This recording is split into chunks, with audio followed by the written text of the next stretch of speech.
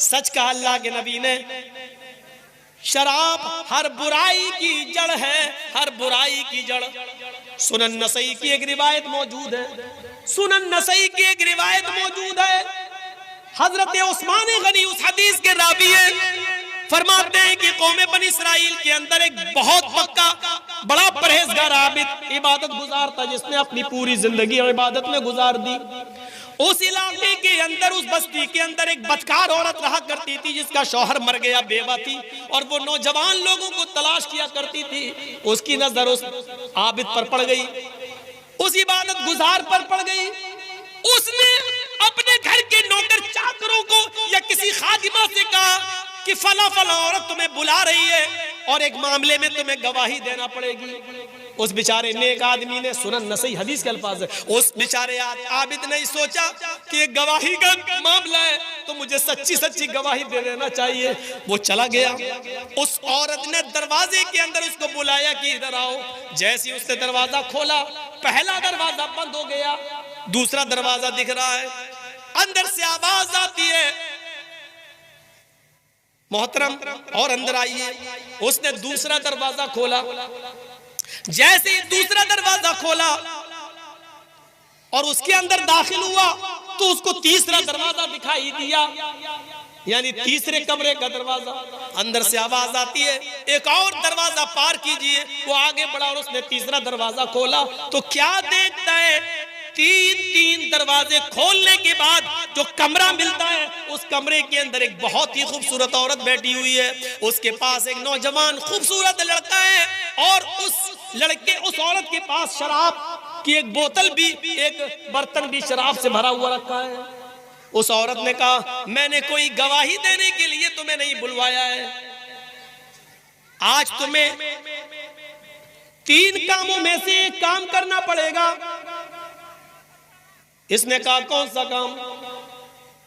कहा, या तो इस लड़के को कत्ल करो जो नौजवान है, उठाओ ये तलवार छुरी और इस लड़के को कत्ल करो।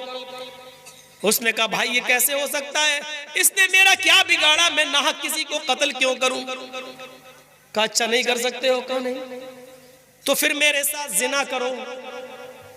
उस खूबसूरत औरत ने कहा कि फिर मेरे साथ जिस्मानी ताल्लुकात कायम करो, मुझसे मिलो। उसने कहा, ये तो हराम है, मैं कैसे तुमसे जिना कर सकता हूँ? मेरी पूरी जिंदगी नमाजों में गुजर गई, तहज्जुदों में गुजर गई, अल्लाह की इबादत में गुजर गई। उसने कहा, ये भी नहीं कर सकते हो तो ये फिर शराब पियो। नौजवानों, शराब का नुकसान मैं तुम्हें बताना चाहता हूँ, इसलिए मैंने इस हदीस को पढ़ाया आपके सामने। सुनन नसई, इस आदमी ने जो पक्का नमाजी था, इबादत गुजार था, ये सोचने लगा कि मैं तो फंस गया, बाहर जाने का कोई रास्ता नहीं है। थोड़ी देर के लिए इसने छुरी उठा ली, फिर सोचा कि इस लड़के को कत्ल कर दूं। कहा, नहीं, ये ज्यादा बड़ा गुनाह है।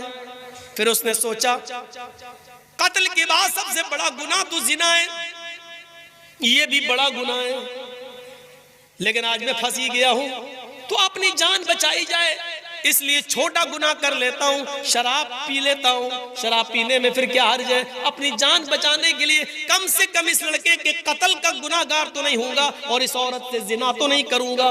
एक छोटा गुनाह कत्ल और जिना के मुकाबले में तो कम से कम छोटा गुनाह है। उसने कहा ठीक है। फिर उसने वो पूरा का पूरा बर्तन जो शराब से भरा हुआ था उसको पी लिया। जिसने कभी शराब न पी हो, एकदम उसके दिमाग पे वो शराब चढ़ गई। फिर उस औरत ने शराब के नशे में उसको और चढ़ाया। फिर उसने वो चाकू उठाया और शराब का नशा जब बहुत ज्यादा चढ़ गया तो शराब के नशे में उसने उस नौजवान लड़के का कत्ल भी कर दिया। उसको कत्ल करने के बाद उस औरत ने उस शराबी को, उस शराब पीने वाले आबिद को उसने अपने ऊपर चढ़ाया और उसके बाद उसने अपने जिस्म के कपड़े उतार दिए और उसने शराब के नशे में उस औरत के साथ जिना भी कर लिया। मेरे भाइयों, ये पूरी हदीस सुनन नसई के अंदर उस्मान गनी रज़ियल्लाहु ताला अन्हु से रिवायत है, पूरी मनकूल है। अब आइए इस वाक़े को सामने रख कर देखिए कि पहले तो वो कत्ल भी नहीं करना चाहता था, वो जिना से भी उसने मना कर दिया था, लेकिन जब उसने शराब पी तो शराब के नशे में चूर होकर उसने कत्ल भी कर डाला, जिना भी कर डाला, और शराब तो पहले ही पी रखी थी। यानी अभी तो एक गुनाह नहीं करना चाहता था, शराब पीकर उसने तीनों गुनाह कर डाले हैं। सच कहा अल्लाह के रसूल ने, शराब मत पीना।